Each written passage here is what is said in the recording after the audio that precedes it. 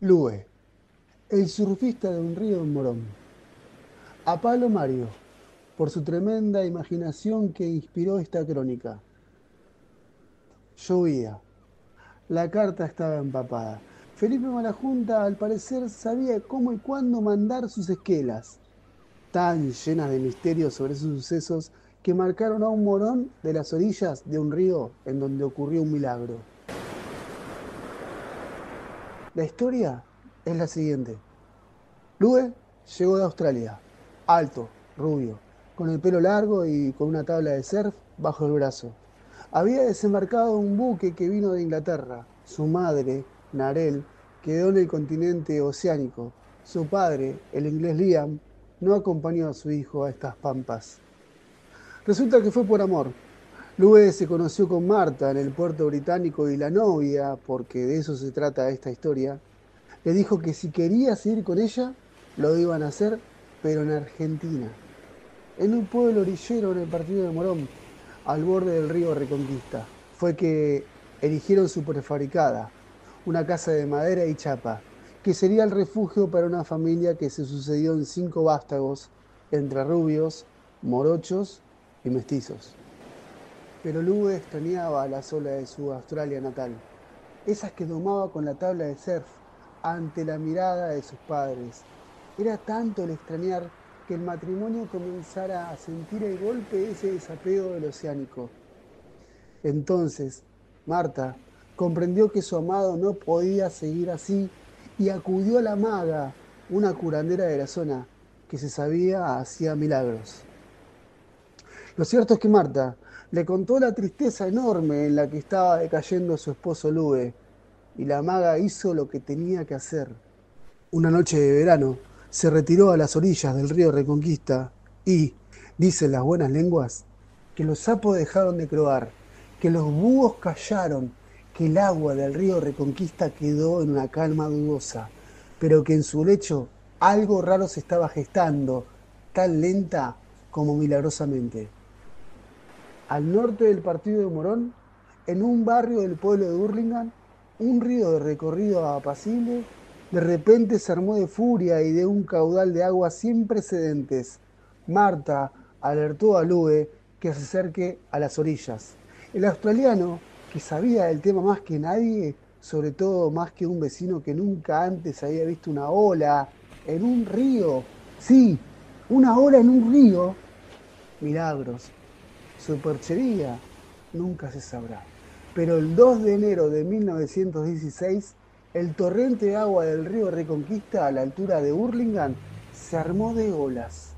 Un caudal acuoso totalmente inusual para el agua dulce. Allí fue Lue, con la vieja tabla que sacó del galponcito del fondo. Ya no era aquel pibe que en el mar de Australia gozaba, junto a sus padres, de domar las olas de su adolescencia. Sin embargo, algo quedaba de esa sabiduría de cómo montarlas. A la primera ola, sus ojos se llenaron de nostalgia. Nostalgia que se convirtió en realidad. El río lo estaba invitando a zambulirse y ser él nuevamente con una tabla, con ese espíritu oceánico que nunca lo había abandonado. Se lanzó a las aguas del Reconquista con el ímpetu propio que lo habitaba. La ola se armó tan pronto que no le dio tiempo para subirse a la cima.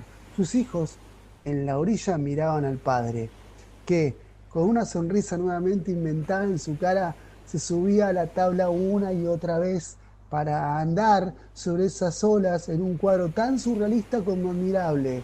El pele largo, rubio, se había parado ya 4 veces sobre la tabla, arriba del agua dulce, en un río que súbitamente, una tarde de verano argentino, se armó de olas como a propósito, como para que él se sepa en su hogar que lo era, sí, pero que también le estaba muy lejano. Desde la octava ola, arriba de la tabla, en ese río místico, milagrero, miró a cada uno de sus hijos y dicen los que vieron la escena que el rubio lloró.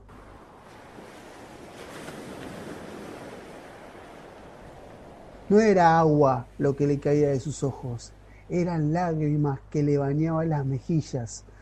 Sus hijos, su esposa, algunos vecinos jamás olvidarán que en esa tarde en el río Reconquista, un tipo venido del otro lado del mundo tomó una tabla de surf y conquistó las olas de un río que, luego de ese episodio, jamás volvió a tener una sola ola en su lecho, menos hacer ese bravo caudal de agua que ese padre de 5 y esposa de Marta domó. Luego falleció una noche en la calma de su cama. Sus hijos lo despidieron con amor. Su esposa había dejado este mundo unos años antes. En su tumba, como lápida, quedó la tabla de surf y la fecha conmemorativa de aquella tarde de enero, como año de nacimiento.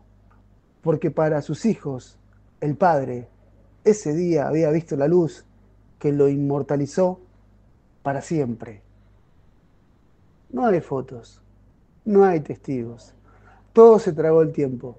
La lápida tampoco existe. Con los años, los hijos del australiano se fueron yendo y ellos se llevaron también este recuerdo tan particular.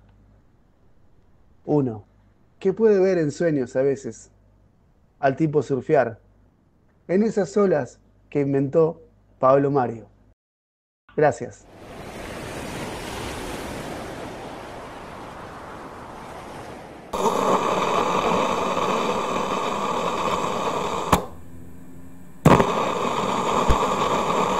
Los